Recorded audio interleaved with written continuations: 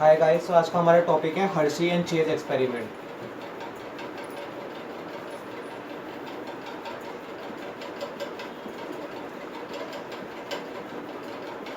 Hershey and Chase experiment.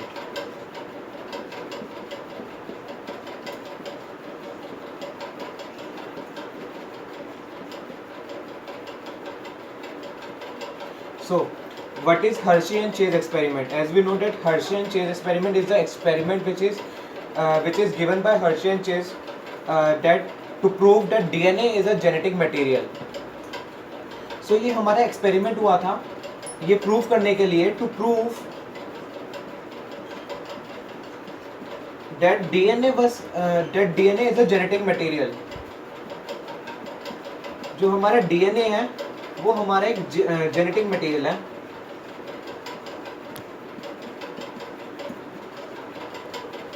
इसको prove करने के लिए, ओके गाइस। सो इसमें हर्शी एंड चेस ने टू थिंग्स हमारी यूज करी थी, वो थी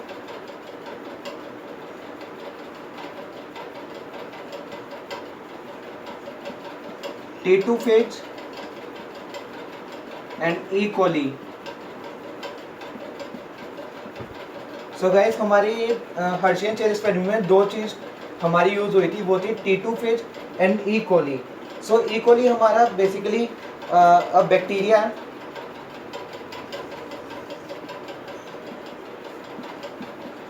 a bacteria which named as E. coli, and T2 phage is a virus. Okay, so अब हम देखते हैं, पहले हम T2 phage के स्ट्रक्चर की बात करते हैं कि T2 phage का स्ट्रक्चर कैसा था। सो गाइस का स्ट्रक्चर हमारा कुछ इस तरीके से था।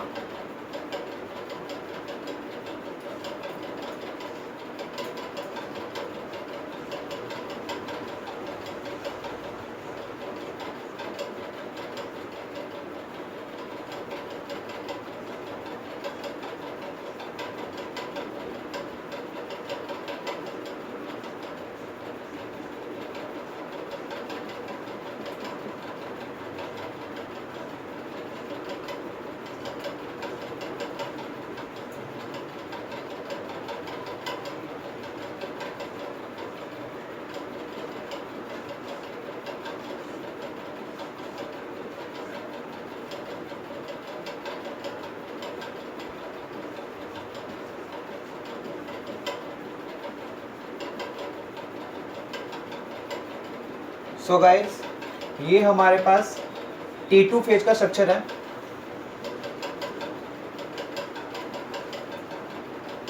और ये पार्ट जो है हमारा अपर पार्ट, ये प्रोटीन पार्ट होता है, और ये हमारा जो है इसे हम टेल पार्ट भी कह सकते हैं।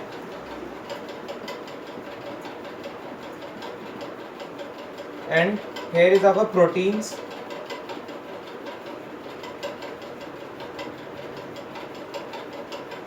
in spring like structure.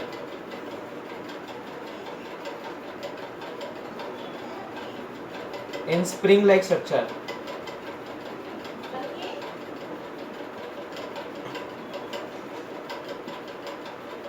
Okay, then so ये हमारे पास T2 फेज का स्ट्रक्चर हो गया।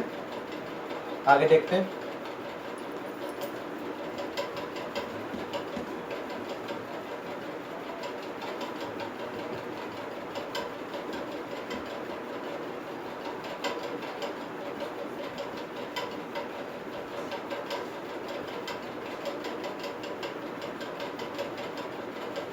सो अब हम देखते हैं Hershey and Chase experiment different steps.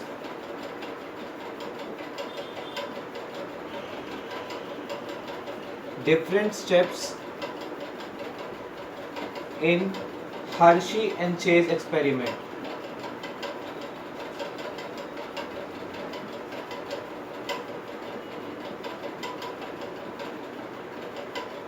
And they are,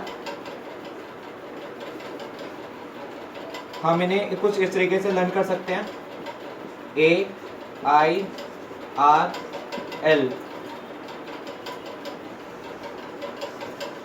इसको रिमाइंड करके AIRL को नाउ ए से हमारे पास होता है adsorption,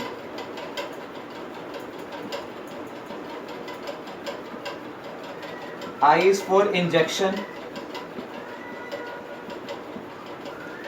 R is for replication, and L is for lysis. Absorption मतलब चिपकना, इंजेक्शन मतलब कुछ भी चीज़ इंजेक्ट करना, रेप्लिकेशन मीन्स मल्टीप्लाई होना, इसको मल्टीप्लाई भी कह सकते हैं, एंड लाइसिस मीन्स बर्स्ट होना, फटना, फट के कोई चीज़ बाहर निकलना। नाउ एब्जॉर्प्शन को हम देखते हैं सबसे पहले।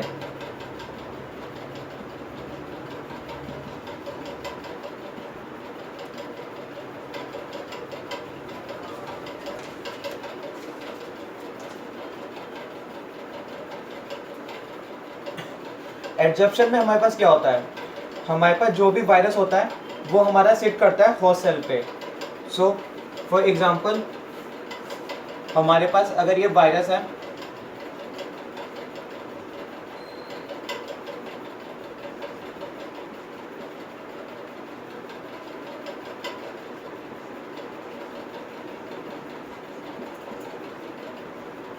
तो ये होस्ट सेल पे हमारे एब्जॉर्ब करेंगे।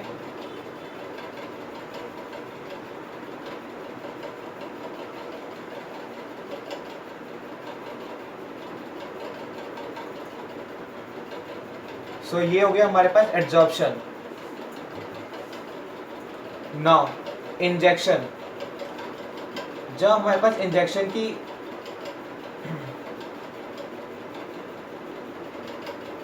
इंजेक्शन मीन्स ये अपना जो होस्ट वायरस होते हैं, दिस इज आवर होस्ट,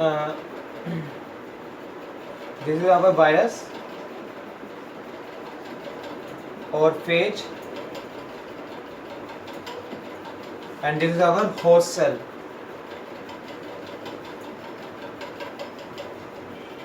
और बैक्टीरिया, बैक्टीरिया सेल, हमारे पास जो वायरस थे वो हमारे होस्ट सेल की लेयर आउटर लेयर पे आकर बैठे और उन्होंने अपना डीएनए इंजेक्ट कर दिया। सो इंजेक्ट करने के बाद ये जो डीएनए है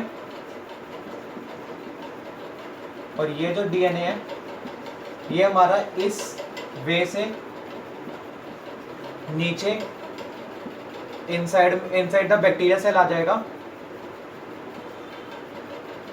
सो ये पार्ट जो है हमारे पास, ये हमारे पास कहलाएगा रेप्लिकेशन, इंजेक्शन का पार्ट।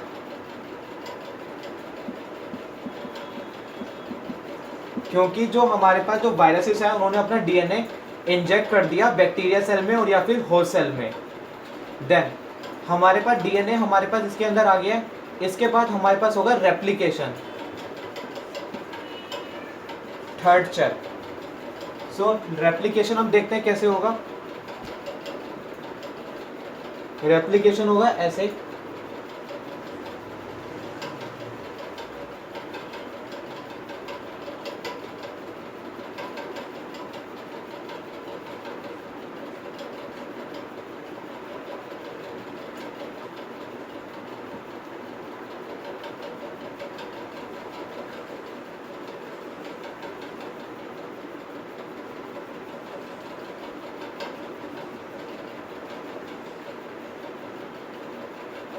इनमें डीएनए नहीं है, ओनली प्रोटीन शेल हमारा ऊपर रह गया है,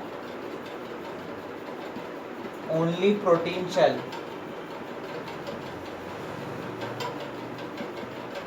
जिसमें डीएनए नहीं है, विथ नो डीएनए, क्योंकि डीएनए हमारे पास नीचे चला गया था। अब यहाँ पे हमारे पास रेप्लिकेशन होगी,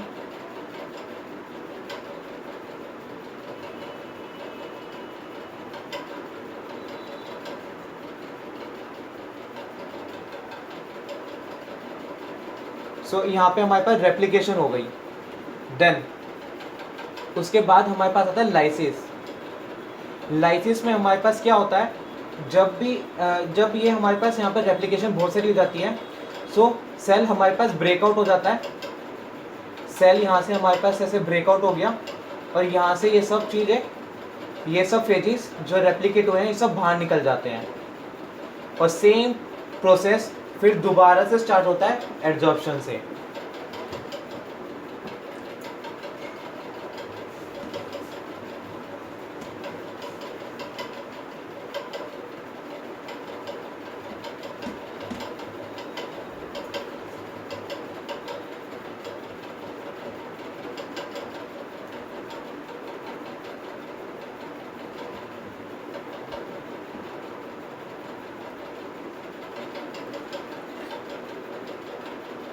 लेकिन जब हमारे पास रेप्लिकेशन होती है और डीएनए हमारे पास इंजेक्ट करता है,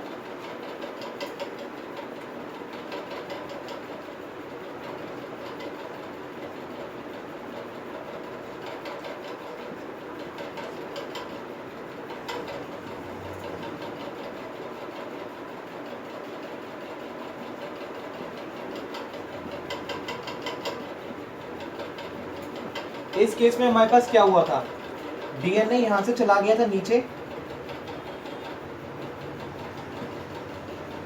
डीएनए का ट्रांसफर हो गया था, तो ये चीज हमारी जो बैक्टीरिया सेल है,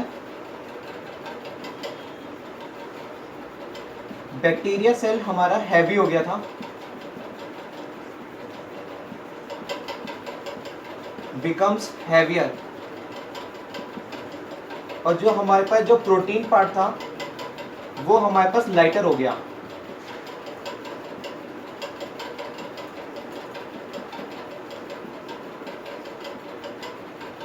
सो जब हमारे पास रेप्लिकेशन हो गई थी, रेप्लिकेशन के बाद आफ्टर रेप्लिकेशन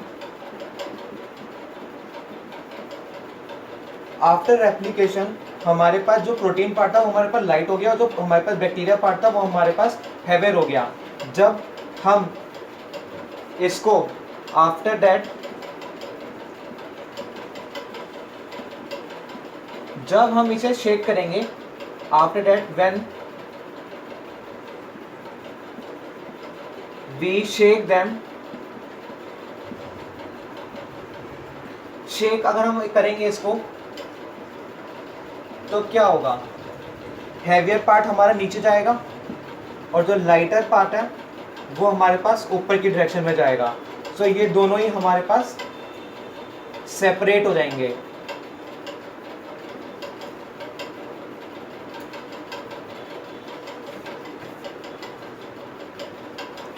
ये हमारे पास सेपरेट हो गए, ये दोनों हमारे पास सेपरेट हो जाएंगे because of the difference of the weight. Okay, now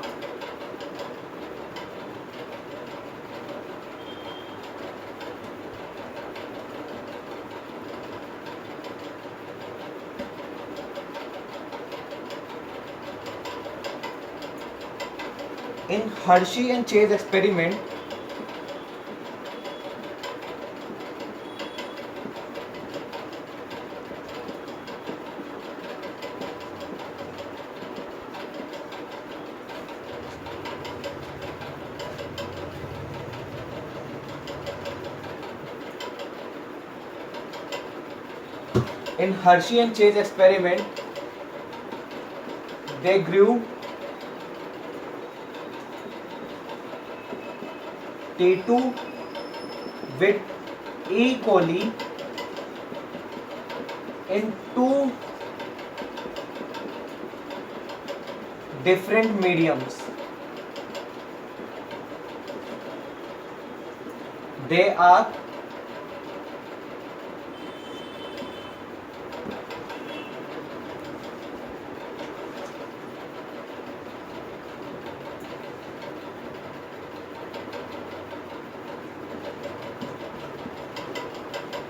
radio 35 as radioactive as sulfur, and 32 and isotope of 32p, and isotope of radioactive 32p.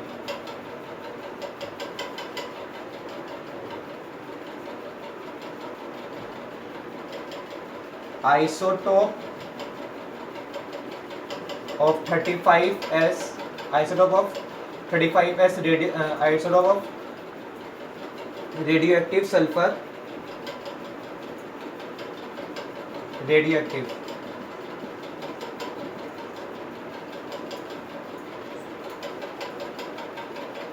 Isotope of radioactive of sulfur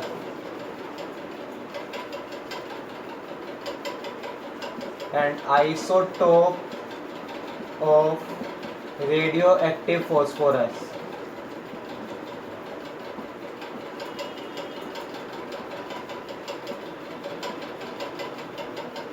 अब हम देखते हैं जब T2 हमारे पास ग्रू हुआ ई कोली के साथ दो डिफरेंट मीडियम में सल्फर और फॉस्फोरस के साथ में, तो हमारे पास क्या क्या हुआ।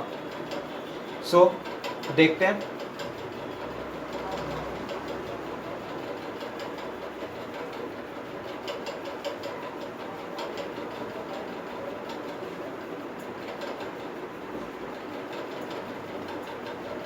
केस 1,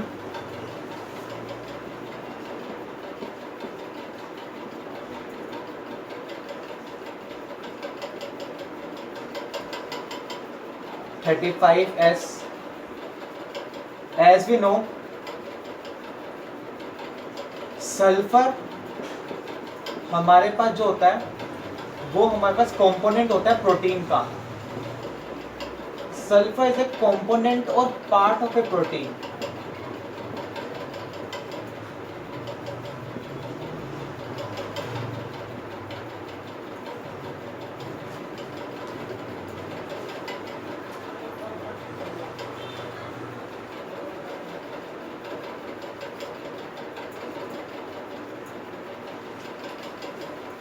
सो हमें पता है सल्फर हमारे पास कंपोनेंट होता है या फिर पार्ट होता है प्रोटीन का।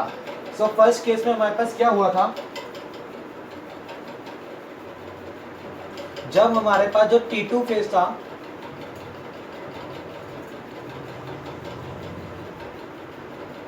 when T2 phase grew with E. coli in the medium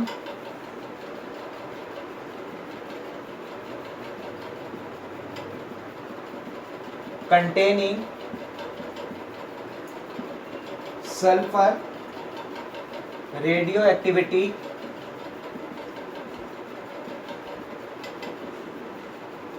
labeled amino acids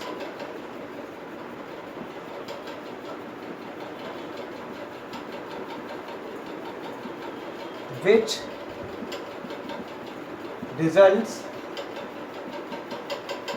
in the phage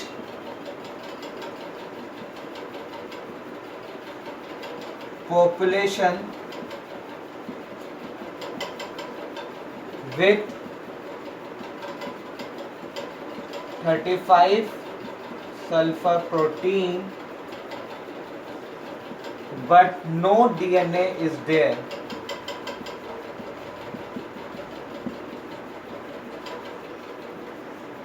So जो हमारे पास क्या हुआ, जब T2 फेज को हमने ग्रो करा ई कोली के साथ में जिसमें हमारे पास मीडियम था 35S का।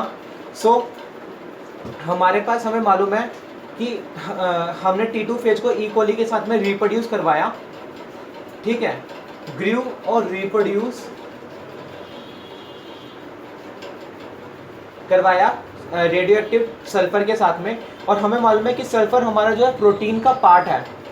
तो इस वजह से जो हमारी नई प्रोडक्शन जब हमारी बनी थी फेज की, उन सब में डीएनए ना होके सिर्फ प्रोटीन था, और यही हमारे पास फर्स्ट केस का रिजल्ट था। Conclusion result,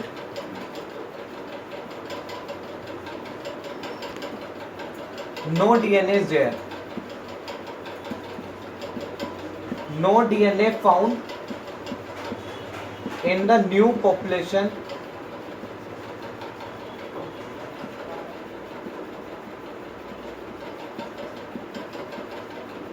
of phage.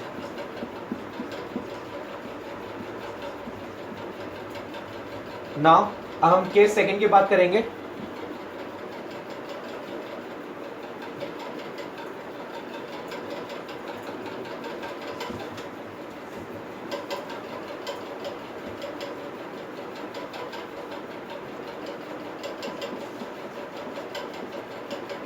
Case second, जब हमने ई कोली को रिप्रोड्यूस करवाया रेडियो एक्टिव 32P फॉस्फोरस के साथ में।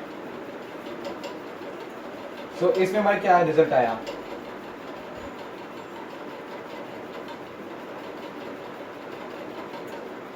When T2 phage grew or reproduce with E. coli, E. coli के साथ हमने जब T2 फेज को रिप्रोड्यूस करवाया in the medium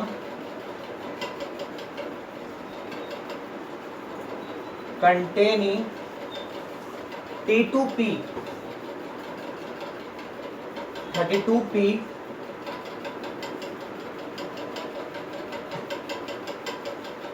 radio activity, जिसमें हमारे पास था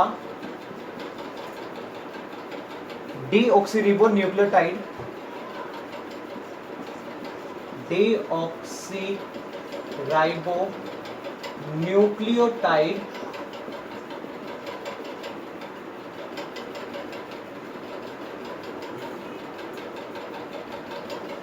जिसके रिजल्ट में हमारे पास आया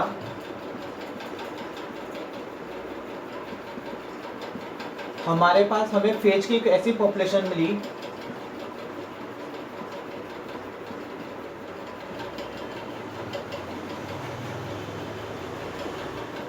जिसमें हमारे पास डीएनए था।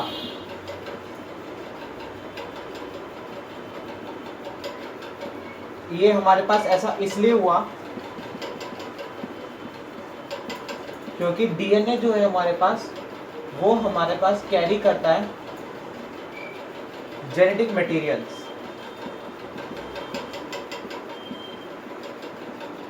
सो गाइस, जब हमने T2 फेज को रिप्रोड्यूस करवाया ई कोली के साथ में, जिसके अंदर हमारे पास मीडियम था फॉस्फोरस का, जिसमें हमारे पास डीऑक्सीरिबो न्यूक्लियोटाइड थे, इसके रिजल्ट में हमारे पास क्या हो, जो हमारे पास नई फेज की पॉपुलेशन आई उसमें हमारे पास डीएनए था। क्योंकि डीएनए जो है हमारे पास जेनेटिक मटेरियल कैरी करते हैं, और जो हमारे पास पहले था सल्फर में, उसमें हमारे पास डीएनए था ही नहीं, उसमें हमारे पास सिर्फ प्रोटीन था, और प्रोटीन हमारे पास डीएनए को प्रोटीन हमारे पास जेनेटिक मटेरियल कैरी नहीं करते, इसलिए उसमें डीएनए नहीं दिखाया था। सो इस पूरे हर्शी एंड चेज एक्सपेरिमेंट का हमारे पास जो कंक्लूजन निकल कर आया सेकेंड केस के बाद, वो ये था कि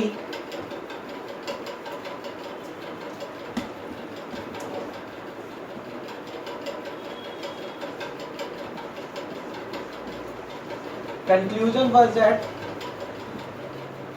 DNA is a genetic material। DNA हमारे पास एक जेनेटिक मटेरियल है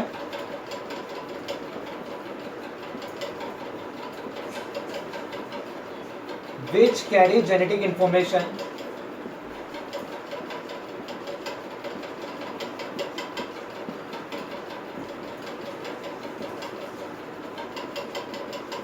from one generation to another।